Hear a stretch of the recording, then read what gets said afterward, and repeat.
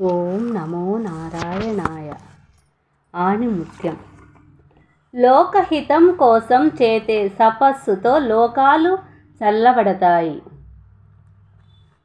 ఒకప్పుడు భృగు మహర్షి కైలాస పర్వత ప్రాంతంలో తపస్సు చేసుకుంటున్నాడు.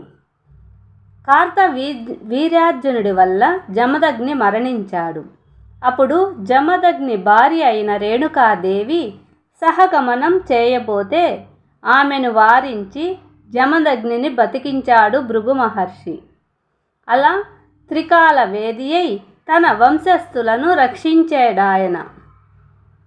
పరశురాముడు వచ్చి ఒకసారి ఈయన దర్శనం కోరుకున్నాడట. తన వంశస్థుడు మహానుభావుడు కాబట్టి ఆయనను తన దగ్గరే ఉంచి తపస్సు చేసుకోమన్నాడు భృగువు. పరశురాముడు తీవ్ర స్వభావుడు. అతని తపోబలం అతని శరీరాన్ని దీప్తిమంతం చేసింది. ఆ తపశ్శక్తి వలన ఆయనలోంచి విపరీతమైన వేడి కాంతి పుట్టాయి. పక్కనున్న ఆశ్రమవాసులు ఆ వేడికి కాంతిని భరించలేకపోయారు. దుర్భరమైన తేజోమూర్తి అయ్యాడు పరశురాముడు.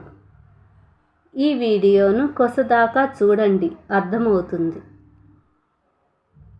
లోకహితం కోసం చేసే తపస్సు లోకాలు చల్లబడతాయి. దీని అర్థం దీంట్లో తెలుస్తుంది. అప్పుడు భృగు మహర్షి ఆయనతో, నాయనా పరశురామ, కేవలం నీ తపోబలం పెంచుకోవటం కోసం కాక లోక హితార్థం చేసే తపస్సు చెయ్యి. లోకార్థం తపస్సు చెయ్యి. లోకాలకి అది మేలు చేస్తుంది. తపస్సు చేసేటప్పుడు నీలో తపోబలం పెరిగి నీ దీప్తి బలం చేత అన్ని లోకాలు వశం చేసుకునే శక్తి నీలో పెరుగుతుంది. దాని ఫలం అలాంటి కోరికను విస్మరించు. నీ తపోబలం చేత లోకాలకు క్షేమం కలుగుతాయని సంకల్పించు. అలా కోరుకో. లోకహితం కోసమని అలా తపస్సు చేసినప్పుడు దుర్భరమైన తేజస్సు నీలో ఉండక చల్లగా కనబడతావు అందరికీ అని బోధించి పంపించి వేశాడు. ఈ విధంగా భృగు మహర్షి తన వంశోద్భవులకు హితోపదేశం చేశాడు. ప్రతి తపస్సుకు ఒక దిశ ఉంటుంది. హిమపర్వత ప్రాంతాలలో పరశురాముడు భృగు మహర్షి సలహా ప్రకారం లోకహితం కోరి తపస్సు చేశాడు. ఆ తపస్సుకు మెచ్చుకొని పరమశివుడు ప్రత్యక్షమై, వత్స, లోకహితం కోసం నువ్వు చేసిన తపస్సు ఫలిస్తుంది. నువ్వు అడక్కపోయినా ఫలం ఇవ్వవలసిందే. ఆ లోకహితం నీ వల్లనే కలుగుతుంది. అధర్మాన్ని నీవే నాశనం చేశావు అని శివ తేజోమయమైన భార్గవాస్త్రాన్ని ఆయనకు ప్రసాదించి వెళ్ళిపోయాడు. భార్గవాస్త్రాన్ని కైలాస పర్వత ప్రాంతాలలో ఆయన తపస్సు చేసుకుంటున్నప్పుడు ఆయన దగ్గరికి ఒకనాడు భృగు మహర్షి వచ్చాడు. ఆయనకు భృగు మహర్షి పాద్యాలిచ్చి భరద్వాజ మహర్షి వచ్చాడు. ఆయనకు భృగు మహర్షి పాద్యాలిచ్చి గౌరవించాడు. మహాత్మా, నీ దగ్గర కొన్ని విషయాలు తెలుసుకుందామని వచ్చాను. ఈ భూత సృష్టి ఏ విధంగా జరుగుతుంది? ఈ సృష్టిలో జీవులు జీవన్మరణాలు ఎలా జరుగుతున్నాయి? నీ వలన తెలుసుకోగోరుతున్నాను అని అడిగాడు భరద్వాజుడు. సత్యం ఒకరికి తెలిసినా మరొకరి నోట వింటే ఎదుట వారి ముఖంలోని వాణి ఆ భాష ఇంకొకలాగా నూతన భావాన్ని కలుగజేస్తుంది. దానినే ముఖే సరస్వతి అనటం పరిపాటి. కాబట్టి భృగువును అడిగాడు భరద్వాజుడు. భరద్వాజ, సనాతనుడు, అవ్యయుడు, అనంతుడు అయినటువంటి నారాయణుడు అనేవాడొక్కడున్నాడు.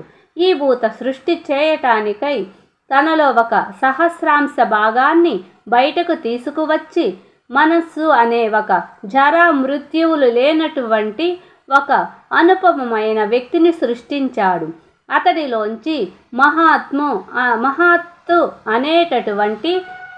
అనేటటువంటిది పుట్టింది. మహత్తు అతడు దివ్య తేజోమయుడై ఒక పద్యాన్ని సృష్టించాడు. అతడు దివ్య తేజోమయమైన ఒక పద్మాన్ని సృష్టించాడు. ఆ పద్మంలోంచి బ్రహ్మ పుట్టాడు. ఆ బ్రహ్మ యొక్క భావన చేత ఆకాశం, దాని యందు జలం, జలం నుంచి వాయువు, వాయువు నుంచి అగ్ని, దాని వలన మరుత్తులు, దానివల్ల భూమి సృష్టించాడు ఆ బ్రహ్మ. అఖిల భూతాత్ముడై అందుకే కారణమైన వాడు విష్ణుడు. ఆ ప్రకారం విష్ణువు వలనే అంతా కలిగింది అని అన్నాడు. ఆ తరువాత భరద్వాజుడు ఆకాశాది పంచభూతాల పరిణామం ఎంత అని అడిగాడు. ఇది సరి అయిన ప్రశ్న. ఇప్పటికీ ప్రశ్న శాస్త్రవేత్తలకు ఒక పెద్ద ప్రశ్నగా ఎదురవుతున్నది. విశ్వం పరిమితమా, అపరిమితమా అన్న ప్రశ్నకు జవాబు ఇంకా అన్వేషిస్తున్నారు. ప్లీజ్ అక్షరాల ఆణిముత్యాలను ఆదరించండి, షేర్ చేయండి, లైక్ చేయండి. ఈ వీడియో కొసదాకా చూసిన వాళ్ళు వేరొకరికి సబ్స్క్రైబ్ చేయండి, షేర్ చేయండి. దీంట్లో చాలా విషయాలు, చిన్న విషయాలైన కొంతవరకు మీకు అర్థమవుతుంది. ప్లీజ్ లైక్ చేయండి, షేర్ చేయండి, ఆదరించండి అక్షరాల ఆణిముత్యాలను.